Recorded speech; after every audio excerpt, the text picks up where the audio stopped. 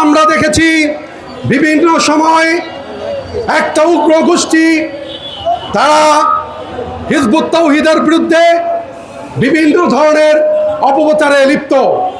তারা আমাদের বিরুদ্ধে হ্যান্ডবিল রচনা করে, মিথ্যা হ্যান্ডবিল রচনা করে, ওয়াজ করে, বিভিন্নভাবে বক্তব্য দিয়ে মিছিল করে আমাদের উপরে বিভিন্ন জায়গায়, সারা বাংলাদেশের বিভিন্ন জায়গায় আমাদের ভাই বোনদের উপরে, আমাদের বাড়িঘরের উপরে হামলা করেছে।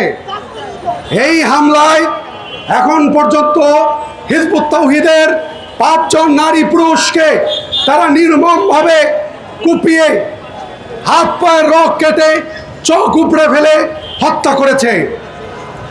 এই হত্যাকাণ্ডের একটারও এখন পর্যন্ত আমরা বিচার পাই নাই। প্রিয় সাংবাদিক বন্ধুগণ, আজকের এই মানববন্ধন থেকে সরকার এবং আইন শৃঙ্খলা বাহিনীর দৃষ্টি আকর্ষণ করছি। আমরা আমাদের উপরে এই আক্রমণ, এই হামলা সূচনা আরও অনেক আগে থেকে। আপনারা জানেন হিজবুত তাওহীদ আন্দোলনের মাননীয় ইমামের বাড়ি নোয়াখালী সোনাইমুড়ি।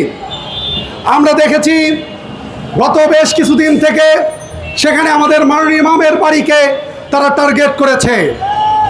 সেখানে টার্গেট করে গত 1 মাস যাবৎ সেখানে তারা বিভিন্নভাবে হ্যান্ডবিল বিতরণ করে, স্কুল কলেজে মাদ্রাসায় হ্যান্ডবিল বিতরণ করে মানুষের মধ্যে উস্কানিমূলক বক্তব্য দিয়ে মানুষদেরকে উত্তেজিত করার চেষ্টা করেছে।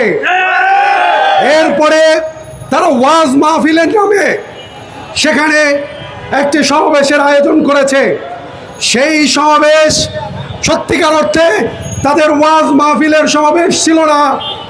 সেই সমাবেশে প্রত্যেক বক্তা দাঁড়িয়ে হিজবুত তাওহীদের বিরুদ্ধে উস্কানিমূলক বক্তব্য দিয়েছে, হুমকি দিয়েছে, আমাদের বাড়ি ঘর আগুন দিয়ে জ্বালিয়ে দেওয়ার হুমকি দিয়েছে। সেখানে সেই ওয়াজ মাহফিলে আমাদের মাননীয় ইমামের নাম ধরে তারা অসভ্য ভাষায় গালিগালাজ করেছে। আমাদের হিজবুত তাওহীদের নারী সদস্যদের উপরে মিথ্যা অপবাদ দিয়েছে, পতিতা বলে গালি দিয়েছে।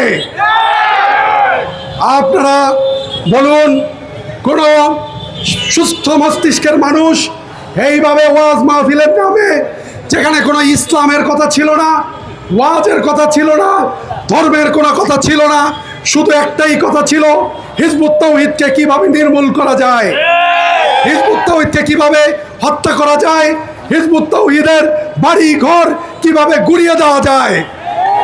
তারা সেখানে স্লোগান দিয়েছে, হিজবুত তাওহীদের বাড়ি ঘর তারা মাটির সাথে গুড়িয়ে দিবে, এই ধরনের স্লোগান দিয়ে সেখানে উত্তেজিত করেছে।